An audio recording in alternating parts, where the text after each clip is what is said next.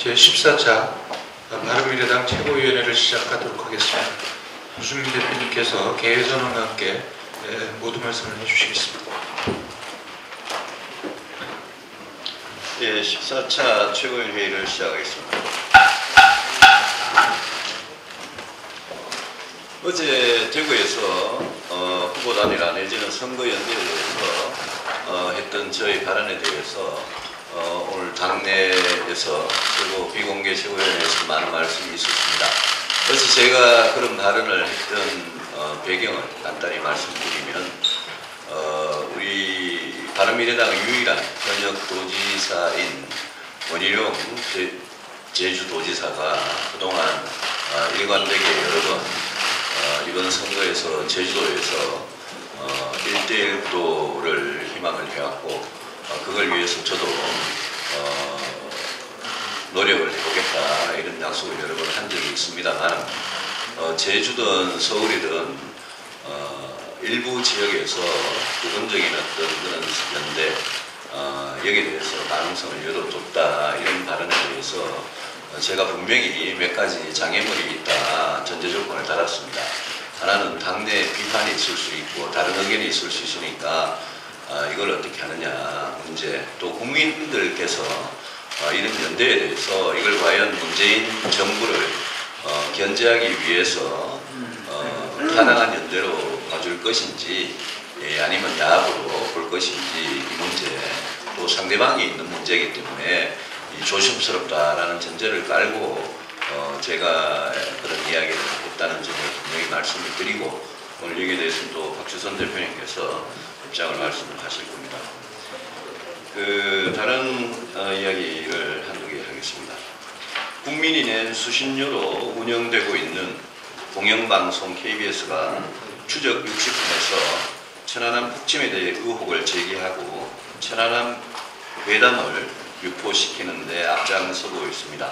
천안함 북침은 한국, 미국, 영국, 호주, 스웨덴 등 5개국 전문가 73명이 참여한 합동조사단에서 북한 잠수정의 의뢰 공격에 의한 북침이라는 사실이 공식 확인되었는데 이 시점에서 KBS가 북한 의뢰 공격으로 인한 북침이 아니라는 명백한 증거도 없이 천안함 괴담을 유포시키는 의도가 무엇인지 묻고 싶습니다. 정권이 바뀌었다고 공영방송이 이렇게 해도 되는 것인지 묻지 않을 수 없습니다. 이런 방송에게 우리 국민들은 매월 수신료 2,500억 원을 납부해야 하는 것입니까? KBS는 책임자를 징계하고 국민과 천안함 유족들, 천안함 생존 장병들 그리고 대한민국 대군에게 정중하게 사과할 것을 요구합니다. 한미 양국이 FTA 협상을 하면서 환율 문제에 대한 이면 합의를 했다는 문제가 제기되고 있습니다.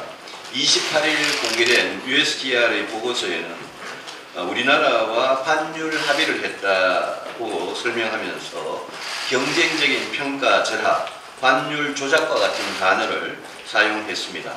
마치 대한민국이 인위적인 평가 절하와 환율 조작을 해왔다는 것을 인정하는 모습이었습니다. 국민들은 한국 정부가 아니라 미국 정부와 미국 언론의 보도로 이걸 알게 되었습니다. 환율 조작국임을 인정했다면 또 환율 주권을 이런 식으로 포기했다면 이거는 심각한 문제라고 생각하고 우리 경제에 매우 나쁜 영향을 미칠 수도 있는 거라고 생각해서 이 점에 대해서 저희 바른미래당은 관련 상임위 등에서 정부를 상대로 진실을 파악하도록 하겠습니다. 어제 남북 고위급 회담이 열렸습니다. 4월 27일 남북 정상회담에 대해서 합의했습니다.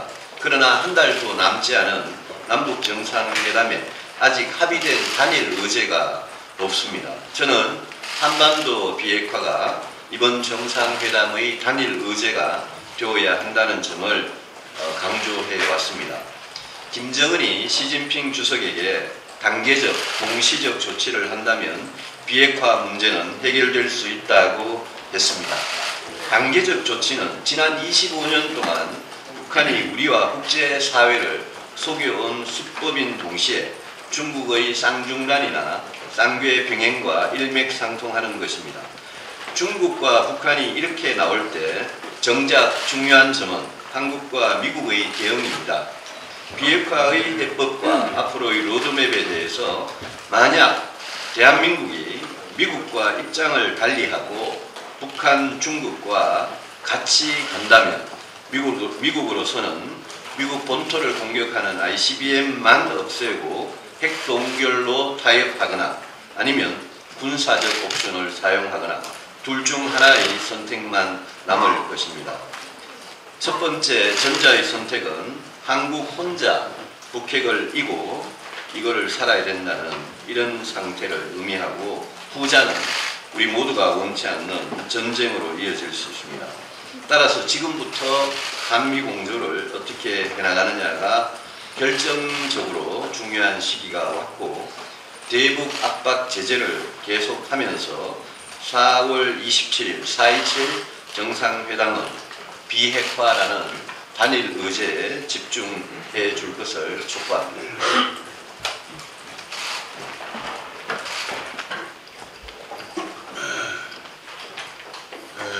우리 유승민 대표께서 어제 대구에서 자유한국당과의 지방선거 연대 가능성에 대해서 궁금하시는 내용을 가지고 언론에서는 조금 취지와 다르게 과잉 보도가 되고 있는 것 같아서 이 점에 대해서 해명을 좀 하고자 합니다. 어제 유 대표께서 하신 말씀은 당내 동의가 이루어지고 국민이 동의를 한다면 연대도 할 수 있다는 가능성에 대한 말씀이신데, 그것은 당내 또 국민 동의가 이루어지지 않으면, 또 합의가 이루어지지 않으면 할 수 없다는 이야기입니다. 그런데 여러분들께서도 우리 당내에서의 의견, 그 국민적인 또 견해, 이것을 잘 알고 계시기 때문에 이것을 자유한국당과의 연대나 또 연합으로 보도하는 것은 너무 앞선 보도고, 유 대표의 말씀하신 취지를 정확하니 짚는 보도는 아니라고 그렇게 해석을 하고, 오늘 비공개 최고위원회에서도 유 대표께서 아까 말씀하신 대로 지금 자유한국당과 연대를 하지 않도록 하는 것이 우리 당원인데, 그 자유한국당과 연대는 할 수 없다는 취지의 똑같은 해명을 말씀하셨습니다. 저는 왜 자유한국당과 연대를 할 수 없느냐 하는 점에 대해서 말씀을 드립니다. 먼저 자유한국당과는 연대를 할 수도 없을 뿐만 아니라 해서도 안 됩니다. 우선 저희 바른미래당은 양대 기득권 정당의 적대적 공생관계에 따르는 국민을 골모로 담는 후퇴 정치를 극복하고 해결하기 위한 대안 세력으로서 출범한 정당입니다. 이런 정당이 선거에 이기겠다고 우리 출범 목적과 목표를 저버린 채 선거공학적으로 연대나 연합을 한다는 것은 국민에 대한 기망일 뿐만 아니라 우리 정체성 자체를 부인하기 때문에 도저히 될 수가 없는 문제다 하는 말씀을 드리지 않을 수 없습니다. 다시 한번 말씀드리지만 우리 바른미래당의 창당 정신은 기득권 양당 구조를 확보하고 영원한 동서합을 이루고 이념을 극복하고 합리적 미래개혁 등을 목적으로 탄생이 된 정당이기 때문에 그렇습니다. 또 하나는 자유한국당 측에서도 우리가 연대할 수 없는 원인이 있습니다. 기득권 정당이고 지역주의 정당일 뿐만 아니라 국정농단에 책임을 지할 정당이고, 전직 두 대통령이 지금 동시에 감옥에 갇혀져 있는데, 여기에 대해서도 사과 한마디 없으면서 오히려 도저히 국민이 동의할 수 없는 피이성적, 피합리적 주장을 하고 있습니다. 이런 정당하고 어떻게 우리가 연합이나 연대를 해가지고 우리 스스로 자유한국당화 될 수 있겠습니까? 도저히 불가능하다는 것을 다시 한번 말씀을 드리고, 우리에게는 당선 가능성도 중요하지만 양당 구도를 확보하고 국민 통합 또한 양보하기 어려운 가치에 대해서는 단호히 대기하게 되겠습니다. 또 하나 말씀드리고 싶은 것은 특정인에게 특정 지역에 출마하고 공개적으로 압박하는 모습의 당 의견이 제시가 돼서는 절차적 민주주의에도 적절치 않을 뿐만 아니라 우리 당을 위해서도 절대 도움이 되는 문제가 아니다 하는 말씀을 드리지 않을 수가 없습니다. 공개적 압박은 민주정당에서는 도저히 통용될 수 없는 절차 방식으로서 이건 역시 부패정치 한 모습이라고 저는 그렇게 생각하고 있습니다. 바른미래당 구성원 모두가 다 주구 개국을 걷는다는 각오와 자세로 이번 지방선거에 임하고 있기 때문에 우리 동지들은 서로를 아끼고 당내는 화합적 융합을 단시일 내에 빠른 시일 내에 이루고 단합으로 선거에 대치해 주겠다 말씀드립니다. 또 하나는 인재 영입은 이삭 죽기가 아니고 씨앗 뿌리기도 아닙니다. 또 인재는 꼭 화려한 전직의 경험만 있는 사람이 인재가 아닙니다. 지방선거는 풀뿌리 민주주의에 대한 열정이 있는 분이 저는 우리 당의 정체성에 맞고 영입 대상 1호라고 생각합니다. 오히려 노동자, 농민, 자영업자나 소상공인, 여성과 청년을 한 분이라도 더 모시고 더 조금이라도 더 나은 분을 모셔서 우리 민생의 문제를 해결하는 데 앞장서고 거대 기득권 정당의 지방권력 독점으로 인한 폐해를 낱낱이 파헤쳐가지고 대안을 제시하는 지방행정을 또는 지방의회를 운영할 수 있는 그런 인물을 영입을 해야 한다고 저는 생각하고 있습니다. 중앙정치에서 줄 서는 유명한 인사가 아니라 주민만 보고 민생 문제 해결에 헌신할 지역 인재를 저희 당은 인재 영입의 제1차 목표로 삼고 있다는 것을 말씀을 드립니다. 또 한 가지 언론에도 좀 부탁을 드려야 되겠습니다.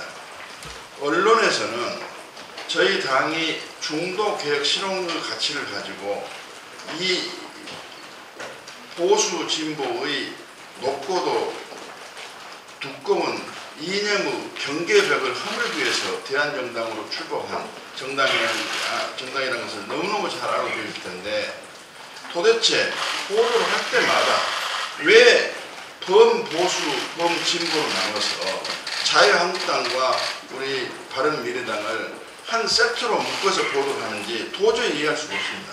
저희들은 명백한 이야기를 하지만 보수도 아니고 진보도 아니고 좋은 보수, 합리적인 보수, 치유적 보수, 개혁적 보수를 모두 품고 또 치유적 진보, 개혁적 진보, 건전한 진보를 품는 그래서 중도 항아리 정당이라는 것을 말씀드리기 때문에 앞으로 보도하시는 데 있어서는 저희 당은 중도 개혁 실용 정당이라는 측면에서 보도를 좀 해주시기 바랍니다.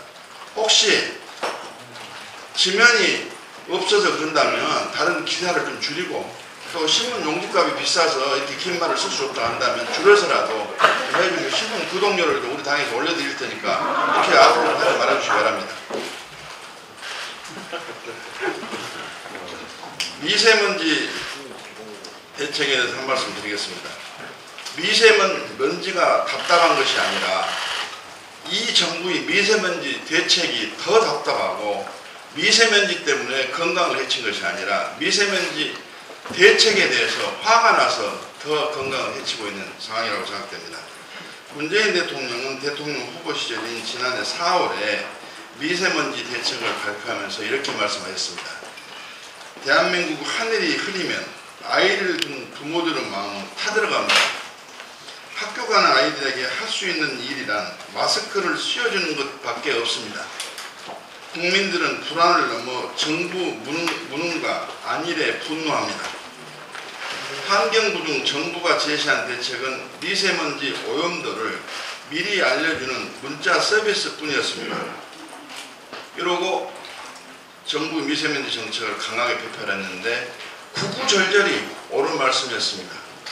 그런데 문재인 대통령 정부에서 1년이 다 돼가는데 미세먼지 때문에 못 살겠다고 아우성치는 국민들에게 도대체 미세먼지 대책을 내놓은 것은 도저히 국민이 납득할 수 없고 동의할 수 없을 뿐만 아니라 오히려 문재인 대통령이 말씀하셨던 내용을 곱씹어 생각해 보면은 이 정부는 무능하기 때문에 도저히 미세먼지 대책에 세울 수가 없다는 것을 자복하는 것이 아니냐, 또 너무 미세먼지에 대해서 안일한 대응을 하고 있는 것이 아니냐 하는 생각이 들 뿐만 아니라 대선 공약을 약속을 지키는 것을 포기했다고까지 이야기를 하지 않을 수 없습니다. 눈 가리고 아웅하는 식의 대책을 내놓지 말고 근본적이고 구체적인 대책 마련을 촉구합니다. 이상입니다. 네, 원내대표님 말씀하셨습니다. 네. 저희 바른미래당은 선악의 이분법에 빠져서 자신들만이 선이고 다른 모든 정당을 악으로 규정하는 민주당의 길을 가지 않을 것입니다. 또한 국정농단, 헌법유린을 자행하고 통렬한 반성과 사과도 없는 자유한국당의 길을 가지 않을 것입니다. 저희 바른미래당만이 선이라고 생각하지 않고 모든 국민 정치 세력과 대화하고 소통하면서 집단 지성을 찾아가는 제3정당의 길을 갈 것입니다. 지금 비록 저희 바른미래당이 의석은 10%, 지지율은 10% 미만의 작은 정당이지만 저희 바른미래당이 이와 같은 정체성을 포기하지 않을 때 반드시 국민들에 의해서 바른미래당이 빛을 발할 것이라고 저희들은 확신합니다. 수만 명의 생계를 위협하고 지역경제에 막대한 타격이 예상되는 금호 타이어 사태 해결의 데드라인이 오늘로 다가왔습니다. 지금의 사태를 초래한 1차적인 책임은 부실 경영을 한 경영자와 이를 제대로 감시하지 못한 채권단의 무능함에 있습니다.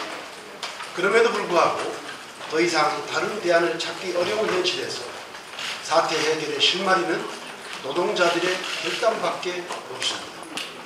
무엇보다 회사와 채권단은 노동자들의 희생과 결단을 높이 평가하고 앞으로 회사를 경영하는 데 있어 노동자들의 주장에 귀를 기울여 오직 회사를 살리는 데 매진해 줄 것을 강력히 촉구합니다. 최근 한 민간 연구소에 따르면 올해 최저임금 16.4% 인상으로 인해 무려 47만 개의 일자리가 감소할 것이라는 충격적 보고서가 나왔습니다. 문재인 대통령은 정말 각성하셔야 됩니다. 자신들의 소득주도 성장, 최저임금 선이라고 하는 그 선악의 이분법에서 빠져나오지 않으면 한국 경제는 갈수록 어려워질 겁니다. 아파트 경비 없는 단순 노무지 28만 9천 명, 식당 종업 없는 자영업계에서 31만 1천 명이 감소하는 등 일부 증가된 일자리를 상쇄하고 나면 전체적으로 46만 9천 명의 일자리가 감소한다는 것입니다.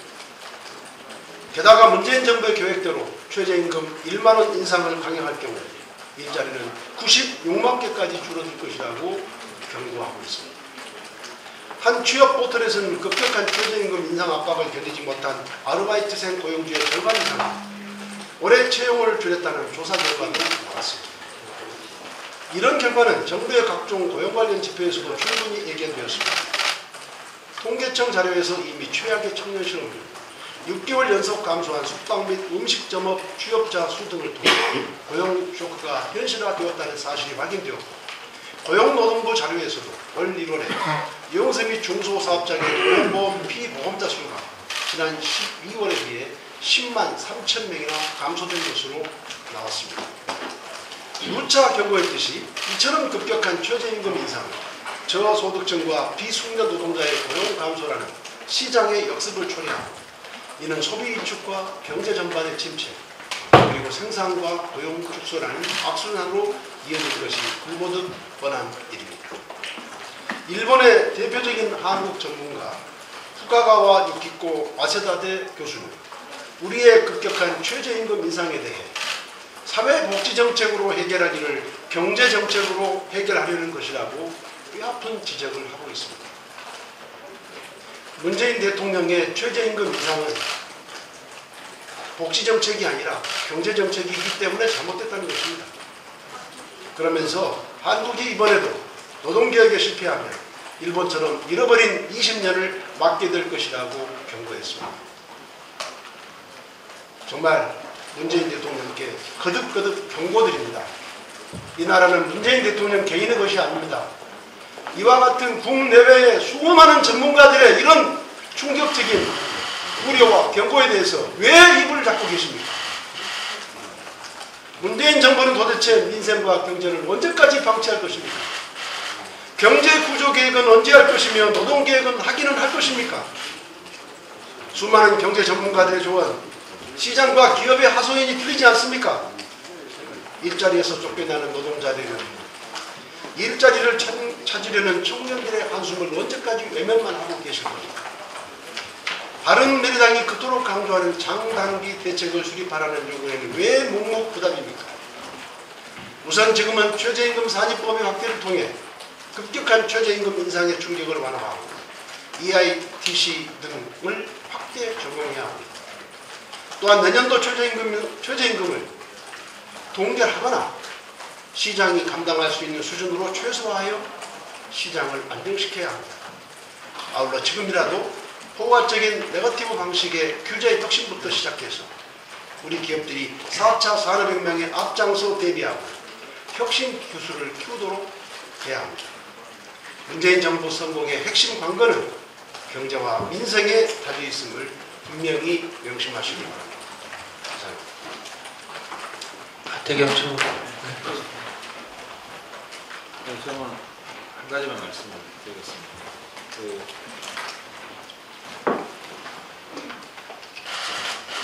서울시에 대한 건데요.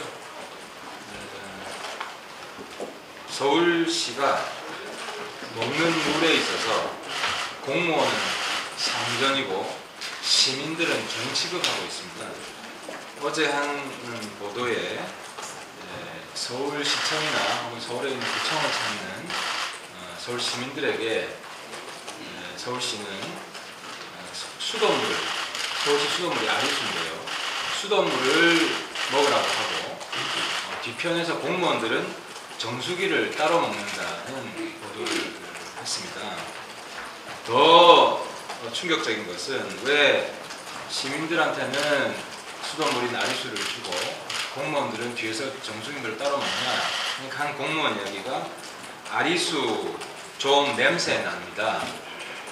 찬물은 특히 납니다. 라는 이야기를 했습니다. 그래서 공무원들은 아리수, 서울시 수돗물은 냄새 나서 자기들은 안 먹고 정수기 물을 따로 마신다고 공무원들 스스로 고백을 한 겁니다. 그런데도 시민들에게는, 시민들이 먹는 물은 냄새나는 아리수, 수돗물을 그대로 공급해 오고 있었던 것입니다. 이 정수기를 구입하려면 예산을 써야 되고 서울시장이 이걸 모를 수가 없습니다. 그리고 서울시장이 근무하는 공간이지 않습니까? 저는 박원순 시장이 좀 답변 좀 해주셨으면 좋겠습니다. 왜 공무원들은 상전 취급해서 정수기를 주고 시민들에게는 냄새나는 수돗물을 주는 건지, 그리고 박원순 시장은 지금까지 아리수를 드시고 계셨는지 정수기물을 드시고 계셨는지도 이번 기회에 좀 고백을 해주시기 바랍니다. 그래서 박원순 시장이 서울 시민 먹는 물에 있어서 종취급한 심각한 사태에 대해서 반드시 사과해 주시고 시정 조치해 주실 것을 촉구드립니다.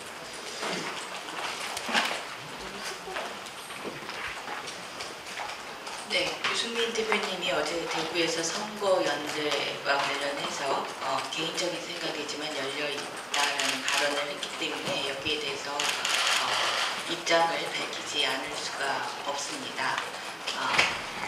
반대합니다. 우리 바른미래당은 대한민국과 정치가 나아가야 할 방향과 미래지향적인 가치를 좌표로 설정하고 하나로 뜻을 모았습니다. 하지만 여전히 박근혜 전 대통령이 불쌍하다고 하는 퇴행적인 자유한국당과는 그 대척점에 저희는 서 있는 것입니다. 대척점에 서 있는 가치를 가진 정당이 선거의 이익이라는 목전의 이익, 그리고 그 결과를 위해서 어떠한 경우에도 가치를 섞거나 가치를 흐릿하게 하는 일은 일어날 수가 없고 일어나지 않아야 합니다.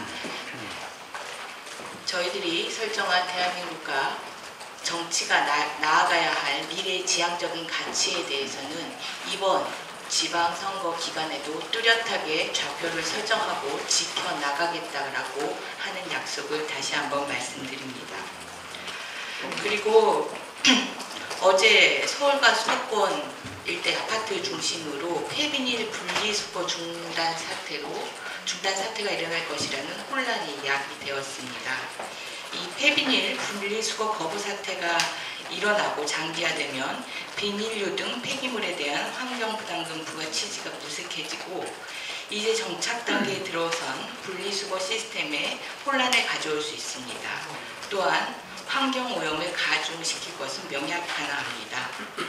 이런 상황에 대한 행정의 무능하고 안일함을 질타하지 않을 수가 없습니다. 이런 상황은 전 세계 폐기물의 절반을 수입하던 중국이 지난해 10월 시진핑 국가주석의 정책으로 쓰레기 수입 중단을 예고하며 이미 충분히 예견되었다는 분석입니다. 특히 3월 초부터 재활용 수거 업체의 움직임이 있었음에도 서울시와 직접적 수거 책임이 있는 각 자치구, 환경부는 대부분 아파트 주민자치기구와 재활용 업체 간 계약관계의 문제라며 손을 놓고 있습니다. 이제 혼란스러운 상황이 다가오자 분주하게 대책을 마련하겠다고 나서고 있습니다. 정말 무능하고 안일한 행정입니다. 우선 당장의 쓰레기 대란이 일어나지 않도록 단기 대책을 세워야 합니다.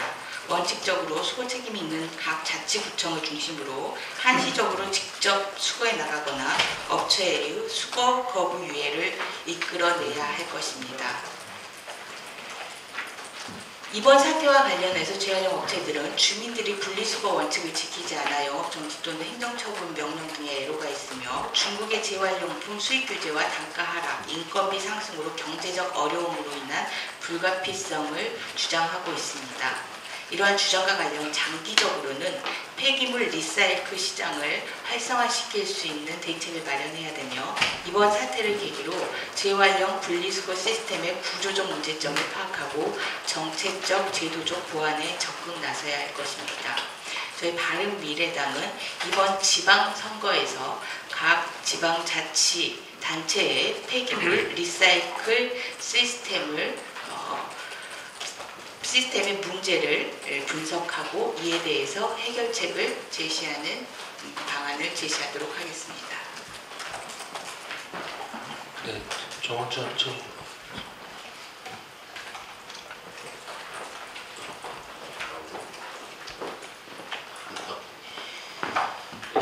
우리 바른미래당은 먹고 사는 문제 해결을 위한 인생 실용정당 그 차원에서 한 말씀 드리죠. 가축 전염병 AI가 2월 8일 날 터져서 3월 10일 날 충북, 음성, 경기 평택, 양주, 성남, 마산에서 잇따랐습니다.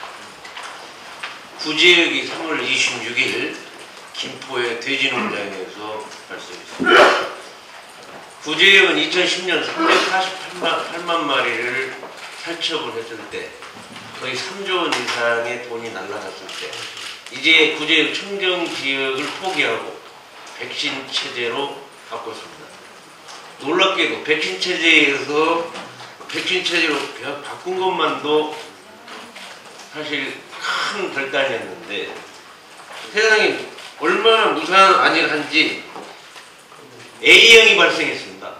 O형은 백신을 했는데 작년에 소에서 A형이 발생했는데도 불구하고 A형은 한 마리도 백신 처리를 못하고 있는데 A형이 터졌습니다.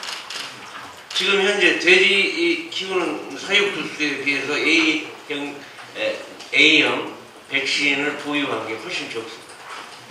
이렇게 무사안일하게 백신 체제로 바꿨는데도 불구하고 지금까지 작년, 재작년 AI 터져서 모든 단계를 바꿔왔는데도 불구하고 다시 얘기하면 그때 가축 전염병 예방법을 발의해가지고 휴축제 근거 마련도 했고 축산 차량 표시 의무화도 했고 또 유기광보 단계 축소도 하고 또 살처분 작업에 군 재난구조부대 특전사 투입까지도 그때 제가 AI 특위위원장으로 이렇게 실천에 옮기고 법까지 바꿨는데 이렇게 백신 처리를 안 해서 이렇게 구멍이 뚫린다는 사실을 참 놀라운 사실입니다. 이건 바로 무사 안일이 낳은 인재라고 이렇게 봅니다. 정부에게 바랍니다. 빨리 A형 구제액이 어떤 경로를 통해 발생했는지 정밀 역학 조사를 해야 됩니다. 혼합 백신 방역 시스템으로 바로 전환해야 합니다. 과거 사례 백신탄만 한 것이 아니라 유입 원인에 대한 분석도 확실히 해야 합니다. 무허가 축사 합법화, 밀집 축사 개선도 해야 합니다. 언제까지 이렇게 국민의 식생활에 불안을 주고 또 이렇게 1년에 2천억, 3천억씩 이렇게 피해를 내는 이러한 가축 전염 방역병, 가축 전염병 이 문제를 근본적으로 문재인 정부에서 해결하려고 하는데 이번에 백신 처리를 제대로 못한 것에 대해서는 엄중한 책임을 물어야 할 겁니다.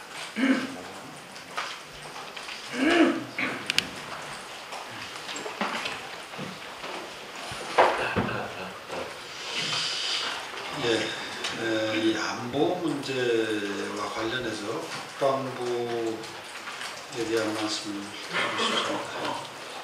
아까 우리 유승민 대표께서 추적 60분 말씀하셨는데 지금 국내 안보가 어떻습니까? 대단히 급박하게 돌아가고 정말 삐끗하면 한길뿐만 아니라 100일 낭떠러지로 떠들 만한 그런 안보 상황이 계속 전개되는 상황에서 그 안보의 핵심적인 역할은 국방부 조직이 현재 사기를 바닥을 치고 있습니다. 추적 60분도 정말 추격 60분인데 도대체 이해할 수 없는 세계적인 권위자들이 다 와서 사고를 다 조사를 하고 국민한테 다 밝혔어요. 그런 것들 지금 와서 누구를 위해서 언론에서는 그렇게 하고 누구를 위해서 그런 걸 방영을 하는지 정말 이해할 수가 없습니다. 지금 군의 사기가 말이 아닙니다. 장관이 뭐 인사권이 있냐면 그거 아무것도 없습니다. 또 문민화라고 해서 국방부 핵심 요직을 군 출신을 다 내몰았습니다. 추적 60분이 나오고 또 엊그제는 또 유수령 문제 가지고 또 아무런 팩트에 근거가 없어요. 그런데 이런 거 가지고 군을 계속 때립니다. 장관이 경고받고 60만이 다 이러고 있으면 되겠습니까? 병사들한테 봉급 올려주고 복무기간 단축하고 평일날 외출 보낸다고 사기 안 합니다. 전쟁 수행 그거까지 되는 거 아니에요. 그거를 리드해가는 기간 그 간부들의 사기가 높아야 됩니다. 직업군인들이 높아야 돼요. 여러분 군대 생활 해봤잖아요. 그날 병사들이 사기가 높은 것은 간부들이 사기가 높아야 높습니다. 안 그래요? 이게 정말 뭐 보통 문제가 아니에요. 유수령에 대해서 한 말씀 할게요. 그제 우리 하태경 최고께서 국정감사를 제안했어요. 도대체 국방부는 뭐를 하고 있는데 감사만 시켜서 조사 후에 꿀먹은 벙어리처럼 가만히 있어요. 오히려 이러한 상황이라면 제가 장관이라면 정말 제가 국정조사를 요구하겠어요. 사실이라고 밝혀서 처벌할 사람 처벌하고 국가의 안보를 이렇게 위해를 해서 됩니까? 언론도 마찬가지입니다. 누구를 위해서 있습니까 우리가? 그리고 유수령 얘기하시는데 5.18 광주 민주화운동처럼 그런 비극적인 악령을 자꾸 떠오르게 하는 그런 행위는 안 했으면 좋겠어요. 제가 보는 국방조직은 그때는 완전히 다릅니다. 정의롭지 못한 일에 절대로 개입하지 않을 겁니다. 더 이상 자꾸 건드리지 마십시오. 이렇게 흔히 사이가 떨어져 어떤 전쟁을 하겠습니까?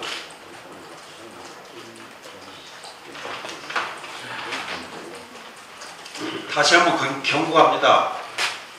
이러한 식의 영혼 없는 포퓰리즘 국방을 계속해 나간다면 국민의 사랑은커녕 국민의 불신을 넘어 국민의 저항을 받을 겁니다. 그러면 전국적으로는 국가안보에 심대한 영향을 미칠 것을 명심하십시오.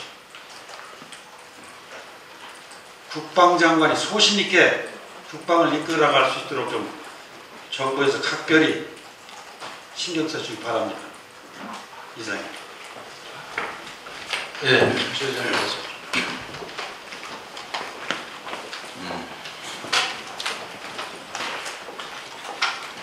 교육부가 학부모들의 반발이 커서 결정을 1년 유예한 유치원 방과 후 영어 교육 금지 여부에 대해서 정책 숙려제를 도입하기로 했습니다.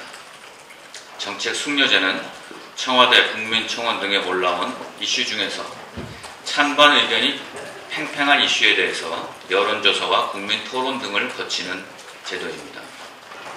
탈원전 쇼처럼 아이들과 학부모를 마루타 대상으로 삼겠다는 것 아니겠습니까?